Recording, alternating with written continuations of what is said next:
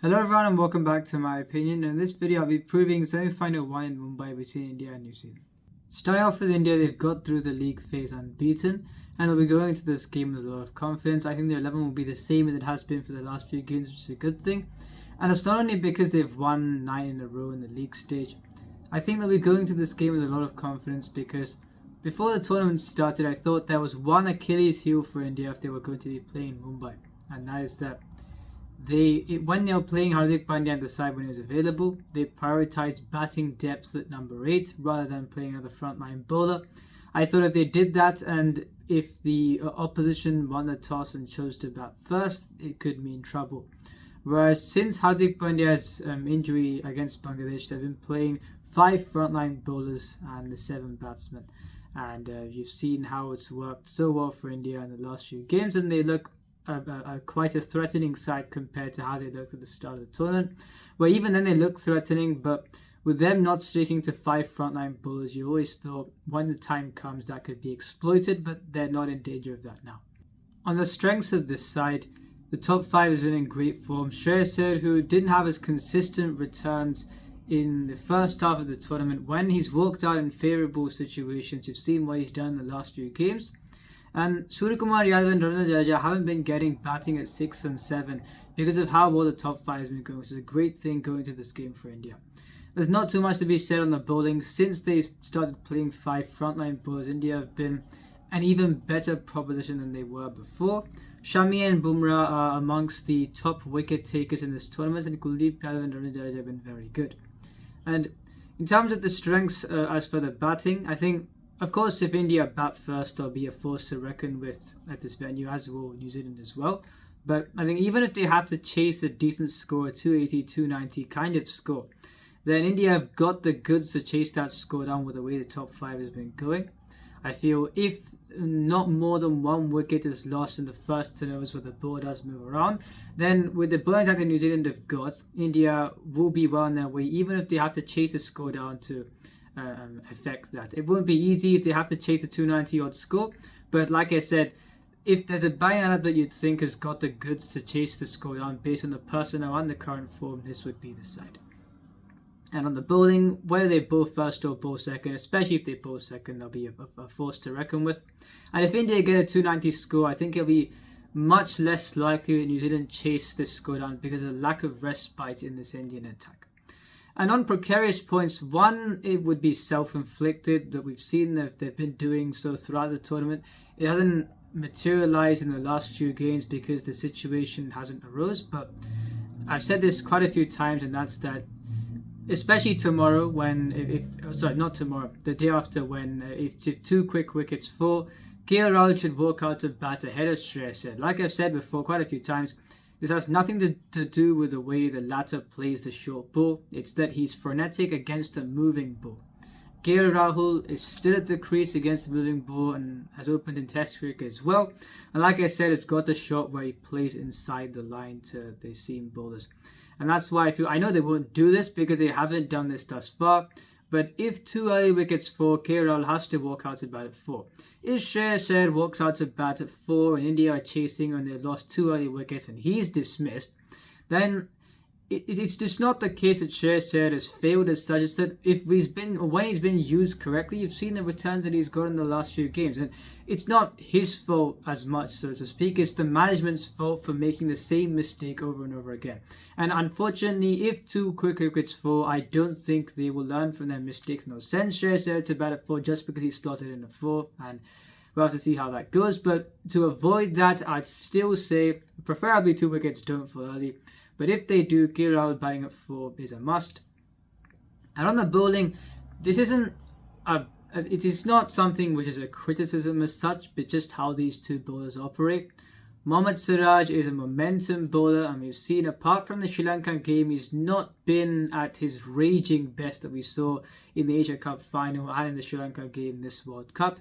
I'm not surprised that is the case because, like I said, he's got a bit of a temper, and it's for him, it's not about a bowling weakness because he's got a temper. When opposition batsmen attack him early on, he tries a bit too hard and goes for more runs. the time you saw against Pakistan, he got the 2 vital wickets where he bowled the ball cross seam and he got an LBW dismissal and a bowled as well. But even in that game, he gave 50 runs in 8 overs. And in this case, when you're coming up against Devon Conway, has not been in the best of form, but he's still Devon Conway. Rachin Ravindra, the confident Rachin Ravindra, Kane Williamson and Daryl Mitchell, you can't afford to get things wrong up front. And if you do, you've got to make sure you're in the state of mind to bounce back. If he tries too hard, and then you saw what happened in the game against Afghanistan, the second game of India's campaign, then it won't bode well for India in this game. And Kuldeep Yadav is also a momentum bowler. Now, you've seen a few times when he's had to bowl in situations where the opposition's got a good start. For example, in the previous game, he did very well.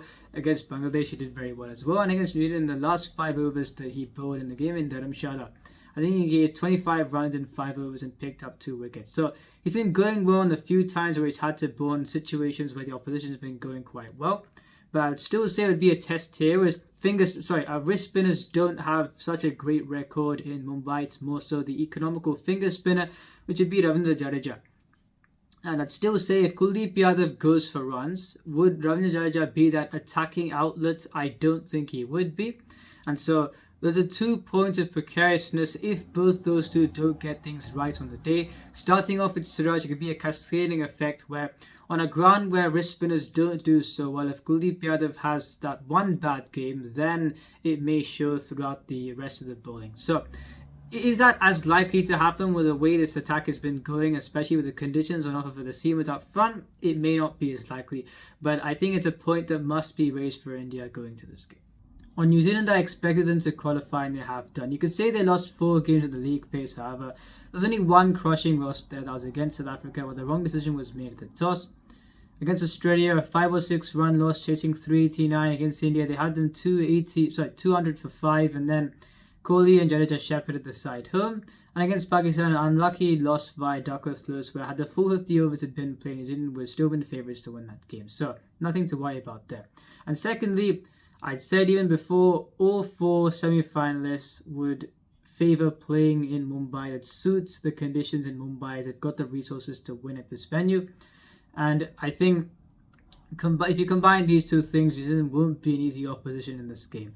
In running the 11, I think the goals I've gone with Devon Conway and Rachin Ravindra to open the batting, with Kane Williamson at 3 and Tom Latham at 4, depending on the situation. I think he'll float in the side. Daryl Mitchell 5, Glenn Phillips at 6, James Neesham number 7, Mitchell Santner 8, Tim Southey 9, Lockie Ferguson 10, and Trent Bolt at number 11. And if you're looking at the top 4 of the New Zealand side, Devon Conway, apart from the 152 that he scored against England in the first game of that campaign, hasn't been in the best of form. In terms of the matchups in this game, he'll be facing Mohammad Shami, who, when he's been bowling around the wicket as the left-handers, has got him a few times, whether it be in international cricket or in IPL cricket.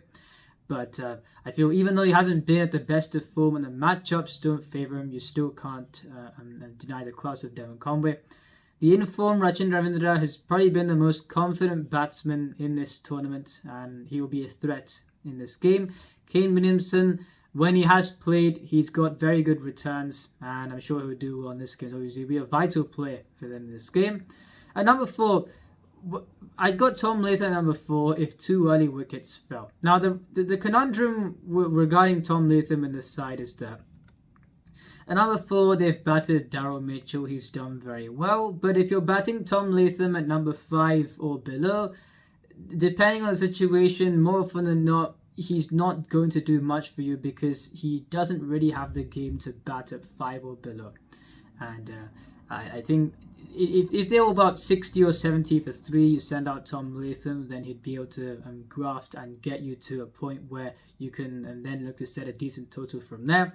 But apart from that, if you send him out at number 5 or 6, if you're trying to accelerate at the back end of the innings, then he won't really be able to do too much for you there. So depending on the situation, I think they'll benefit at the top 4 and carries their side to a good total. However, if there's a case where the top 4 are dismissed, all the top 4 have been dismissed going into the 40th over, you've got Glenn Phillips, yes, but then you've got James Neesham, Mitchell Santner and Tom Latham. I don't think you'll be able to fully maximise the last 10 in the same way as if you had one of the top 4 batting there as well. So That's something they'll have to consider, which is why I think if the side is about 60 or 70 for 3, which they wouldn't want to be, of course. But if they're at that position, then Tom Latham could walk out and build an innings for you, and then you can get you to a foundation where you can look to go from there. But if not, then they'll have to make sure the top 4 and Glenn Phillips do it for them. Now, I don't think they'll do this at all, but what you could do is you've got a second keeper in Glenn Phillips on the side. Devon Conway can keep a bit as well. I don't think they'll try him out. Since Kane Williamson, Rachin Ravindra can bowl off spin for you, and even with Glenn Phillips, you've not got a second frontline off spinner in this 11. What you could do is give Glenn Phillips the gloves and play Mark Chapman, another left-hander, instead of Tom Latham. So you've got a case where if the top 4 do click, then you've got a case where the momentum isn't stopped because you're playing someone out of position. I don't think they would do that because I think Tom Latham has played every game thus far, and they wouldn't want to make a change like this, a change their keeper going to a knockout game. But like I said, the top 4 is going to have to do it for them in this case, especially if they get a foundation. 2 of them can't afford to be dismissed going into the last 10, as you've not got the power hitting there to take full advantage of the last 10 overs. And on the bowling, Trent Boult will be a threat up front, yes. Mitchell Santner, this ground aids the economical finger spinner. He's been outstanding this tournament thus far. I'm sure he will be very good in this game as well. Tim Southee, I feel when Matt Henry was available, and I even said this before, where Tim Southee was injured at the start of the tournament, and there's some talk as to whether he would be brought back into the side, and I said, if Matt Henry is available, Tim Southee unfortunately doesn't get into this side. Now, Matt Henry has been ruled out due to injury after the game against South Africa, and so Kyle Jamieson has been drafted in place of him. I don't think he'll play this game because he hasn't played before this tournament. So, Tim Southee will probably play this game. And on him, I think his pace has reduced significantly in the last spell, and yes, he'll move the ball up front, but you saw in the previous game between these two sides in Dharamshala where Rohit Sharma especially gave the bowlers the charge, both Trent Boult and Matt Henry, and I thought the 6 that he hit over long on of Matt Henry was the one that set India on their way in that chase. He'll be looking to do that in this game as well. So with Tim Southee, if New Zealand have to bowl first, where there'll still be some movement, but you think there'd be more movement under lights. If Tim Southee bowls at about 130 kph, Rohit Sharma gives him the charge and he may go for runs. There'll be a lot of pressure on Trent Boult to strike in the first 10 overs. You've got Lockie Ferguson, who, yes, I think will be a good option on the surface, but he can go either way. And Indian batsmen off late for the last while now haven't minded things too much when someone's bowled close to 145 or 150 kph and bowled short. They have dealt with that, and I feel Lockie Ferguson on his day can go for runs when also trying to do that. So really, there's only Trent Boult up front that would be a bankable threat, even though you've got experienced bowlers in Tim Southee and Lockie Ferguson. Mitchell Santner would do his job in the middle overs and will probably go for about 50-odd runs or so. I think he'll be good in this game. But in terms of frontline bankable threat, if Trent Boult doesn't strike earlier on, you haven't got that threat there. And this is where I think India do have the edge with their bowling attack to say, you've got Shami, Siraj and Bumrah. You've got no respite for the first overs to say, if one bowler doesn't get the breakthroughs, you can back the other two to do so. Whereas in this case, you could bowl Lockie Ferguson in the power play or towards the end of the power play and he can get a bit of movement. Yes, but would he be the same as facing the 3 seamers that I mentioned on the Indian side, or even facing a Trent Boult, even though they're different kind of bowlers? No, he wouldn't be. So I think there's a lot of onus on Trent Boult. He'd get favourable conditions in this game, and he's going to have to do things for them in the first 10 overs of the ball. Comparing these sides starting off with the top 4, India have got Rohit Sharma, Shubman Gill, Virat Kohli, and I think Shreyas will be sent out at 4, even though I want KL to bat at 4 in a certain situation. On Rohit Sharma, his approach has been to take the attack to the bowlers from the outset, and even then he's played the innings against England where he had to rein himself in and scored a fantastic 87. So considering the approach that he's been going with, the fact that he's maintained consistency is phenomenal. And if he gets through the initial overs that Trent Boult bowls, he will give Tim Southee the charge early on. And I think he'll have a field day if he gets through the initial overs.